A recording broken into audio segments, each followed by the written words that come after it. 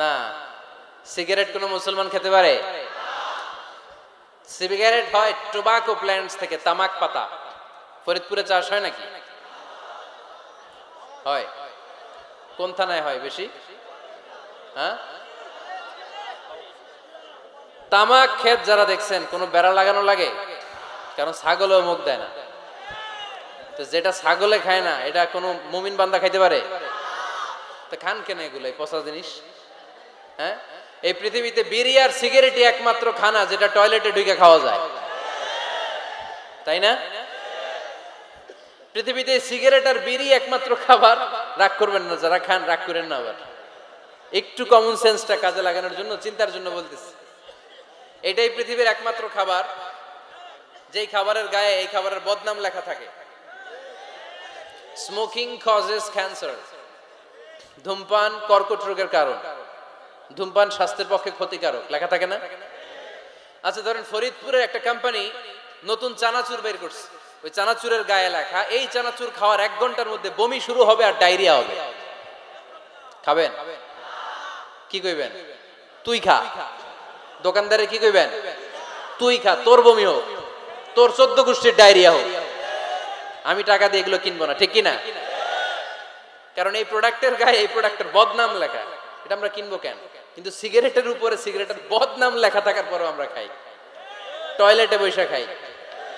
আহা, এটার মধ্যে একটা পয়জন আছে, এটাকে বলে স্লো পয়জন, নিকোটিন। এটা আপনার লাং, ফুসফুসকে শেষ করে দিবে। Slow poison. সিগারেট খাওয়া অনেকটা আত্মহত্যা শামিল। বিষ খেলে সাথে সাথে মরে, সিগারেট খেলে ধুকে ধুকে মরে। আর সিগারেট থেকে হিরোইন, গাঁজা, ফেন্সিডিল, ইয়াবা, ম্যারিজুয়ানার পথে মানুষ পথ বাড়ায়, পা বাড়ায়, তাই না? এগুলো খাবেন না। ওয়ালা তুলকু আইদিকুম ইলা তাহলুকা, নিজে নিজেকে স্বেচ্ছায় ধ্বংসের দিকে ঠেলে দিও না। জীবনটা অনেক সুন্দর, জীবনটা অনেক রঙিন, আল্লাহর দেয় জীবনটাকে উপভোগ করার দরকার আছে না নাই? এই জন্য সিগারেটকে এই ফরিদপুরের প্রোগ্রাম থেকে আমরা আজকে নো বলে দিলাম। কি বলে দিব? আওয়াজ করে সবাইকে আমরা সবাই একসাথে বলবো, সিগারেটকে কি বললাম? মনে থাকবে না? মাহফিলের প্যান্ডেল থেকে বাইর হয়ে আবার ইয়েস, হ্যাঁ না, ইয়েস করা যাবে না। সিগারেটকে কি বললাম? নো। ওমর ফারুক রাদিয়াল্লাহু তাআলা আনহু আমাদের সুপার হিরো, আমাদের সবাই বলেন আমাদের। উনি কত বড় সুপার হিরো শুনেন। উনি জুমার খুতবা দিচ্ছেন। কি দিচ্ছেন? মসজিদে নববীতে। খুতবার মাঝখানে হঠাৎ বললেন, ইয়া সারিয়াতাল জাবাল, ইয়া সারিয়াত ইবনে জানিমিল জাবাল। এই কথা বলেই আবার খুতবা দিতে শুরু করলেন।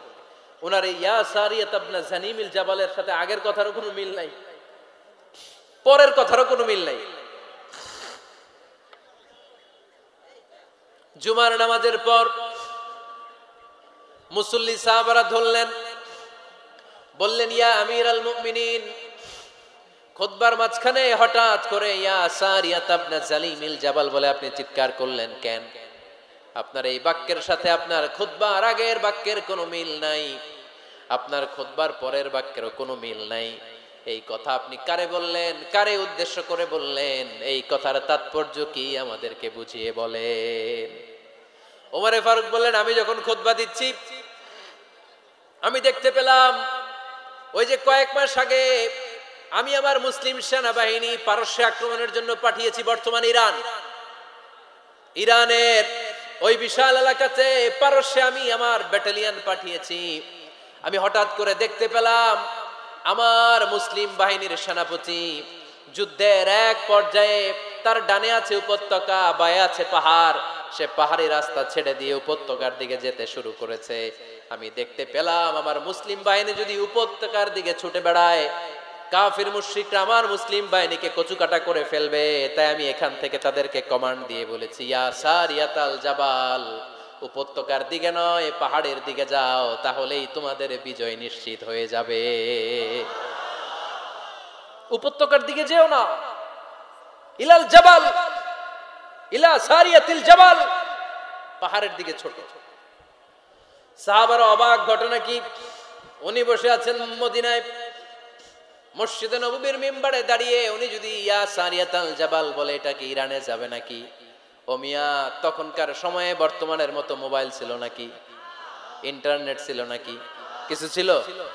খালি মুখে আমি যদি বলি ইয়া সারিয়াতাল জাবাল, এটা ইরানে যাবে, ইন্ডিয়ায় যাবে, ঢাকায় তো যাবে, ফরিদপুর শহরেই তো বসবে না, ঠিক কিনা? কিন্তু এটা আমিরুল মুমিনিন বিশ্বাসী সাহাবারা বিশ্বাস করে নিল। কিছু মুনাফিক ছিল, এরা কয় না, ঝামেলাস, এটা তো সম্ভব না। এক কাজ করি, এই সেনাপতি যখন বিজয়ী বেশে মদিনায় ফিরে আসবে, আর আমরা ধরবো। এরা দিন গুনতে লাগলো, এই সেনাপতি মুসলিম বাহিনী নিয়ে পারস্য জয় করে কবে ফিরে আসবে।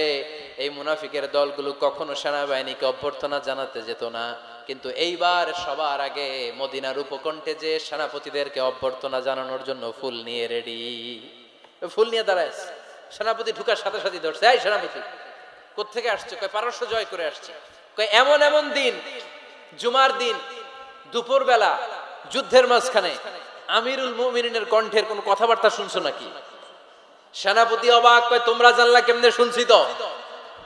সুবহানাল্লাহ পড়বেন না?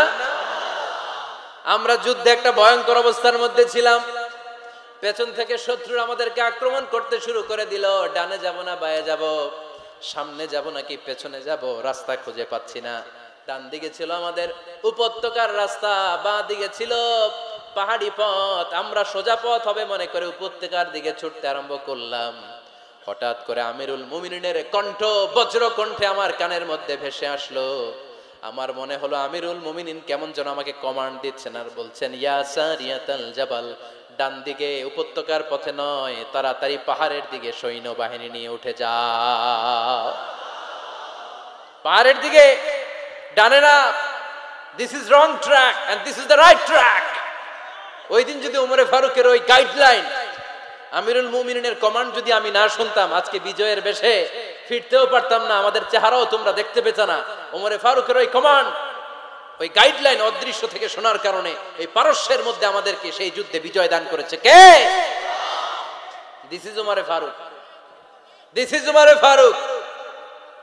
বিশ্বনবী বলছেন, ওমর, মা লাকিয়াকা শাইতানু সালিকান ফাজ্জান ইল্লা সালাকা ফাজ্জান গায়রা ফাজ্জিক। ওমর, শয়তান ইবলিস যদি তোমারে কোনো রাস্তা দিয়ে হাঁটতে দেখে, শয়তান ওই রাস্তা রেখে দিয়ে অন্য রাস্তা দিয়ে হাঁটে। সুবহানাল্লাহ বাড়িতে যায় বললেন। কে বলতেছে? বিশ্বনবী।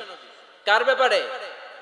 ওমরে ফারুকের ব্যাপারে। শয়তান যদি দেখে যে ওমরে ফারুক এই রাস্তা দিয়ে হাঁটতেছে, শয়তান ওই রাস্তা রেখে দিয়ে অন্য রাস্তা দিয়ে হাঁটে। সুবহানাল্লাহ পড়েন। রাত্রিবেলা আমরা আমাদের বাচ্চা ছেলে মেয়েদেরকে যখন খাওয়াই, বাচ্চারা খেতে চায় না, এরকম হয় আপনাদের ফরিদপুর এলাকায়? হ্যাঁ, এই এলাকায় হয় নাকি? খেতে চায় না বাচ্চারা, এই চকলেট দেখায়া, এই মিনা কার্টুন দেখায়া, এইটা সেইটা, এগুলো সেগুলো বলে, গল্প টল্প বলে ভুলায়া খাওয়ানো লাগে, তাই না? তারপরও খায় না। আমারও ছোট মেয়ে আছে, খেতে চায় না, এইটা সেইটা এমনি সেমনে খাওয়ানো লাগে। তো শেষে না পেরে মা বাবা বলতে বাধ্য হয়, ওই যে ভূত আসতেছে, ভূত, তাড়াতাড়ি তাড়াতাড়ি খাও, নাহলে যে ভূত ধরবে তোমার। ওই যে বাঘ আসতেছে, বাঘ, তাড়াতাড়ি খাইলে নাহলে বাঘে কামড়াবে। বলি না আমরা? আপনারা কি বলেন? ভূত। আর কি বলেন? হ্যাঁ হ্যাঁ, আচ্ছা, এক এক জায়গায় এক একটা আমরা বলি, ভূত আসবে, বাঘ খাবে, ভাল্লুক খাবে, তাড়াতাড়ি খাও। মদিনাতে যখন ওমরে ফারুক আমিরুল মুমিনিন, মদিনার মায়েরাও বাচ্চাদেরকে খাওয়াতে পারতো না, ছোট্ট মেয়েদেরকে খাওয়াতে পারতো না, খাওয়া নিয়ে যন্ত্রণা করতো। বাচ্চারা যখন মদিনায় খেতে চাইতো না রাত্রি বেলায়, মদিনার মায়েরা বলতো, তাড়াতাড়ি খাও, হা হুয়া ইয়াতি উমর, হা হুয়া ইয়াতি উমর, তাড়াতাড়ি খা, নাইলে ওই যে ওমর আসতেছে, Omar. This is our super hero সাইয়েদনা ওমর ফারুক রাদিয়াল্লাহু তাআলা। শুধু শয়তানি ভয় পেত না, মুনাফিকরাও ভয় পাইতো, জমের মতো ভয়। শুধু তাই না, আমাদের আম্মাজান বিষ্ণু ইসা ইসলামের স্ত্রীরাও ওমরে ফারুককে ভয় পেতেন। সুবহানাল্লাহ কইবেন না? মাঝে মাঝে বিষ্ণু ইসা ইসলামের সাথে আম্মাজান আয়েশার ঝগড়া হতো, হতো না? আপনাদের ফ্যামিলিতে ঝগড়া হয়? হয় না? হয় না? কার কার দেখি? ওরে আল্লাহ, অনেক আল্লাহর ওলি আছে তো এই জায়গায়। ঝগড়া হয় না? কি কথা কয়, ঝগড়া হয় না বলে? বিশ্বনবীর ফ্যামিলিতে ঝগড়া হয়, আপনার ফ্যামিলিতে হয় না? মিষ্টি ঝগড়া। আর ও বিয়াই করে নাই,